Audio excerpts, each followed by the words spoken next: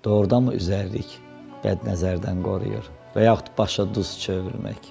Başa duz çevirmək haqqında heç bir şey eşitməmişəm mən. Yəni dinimizdə belə bir qayda yoxdur. O insanların inancıdır sadəcə, əsası da yoxdur. Üzərliklə bağlı deyirlər ki, üzərliyin müəyyən bir xəstəliklərə xeyri ola bilər. Mən bu barədə araşdırma aparmamışam.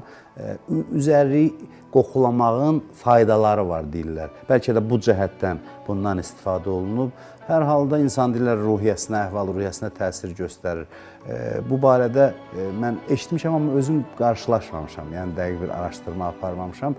Hər bir halda yəni o duz başa çevirmək və yaxud da bu vasitələrə sığınmaq yanlışdır. Amma Allah bəzən hər hansı bir dərdi uzaqlaşdırmaq üçün müəyyən vəsilələr qərar verir. Necə ki, dərmandan biz istifadə edirik. Üzərliyi də bu kimi faydalı bir şey kimi, əgər bunun faydalılığı sübut olunarsa,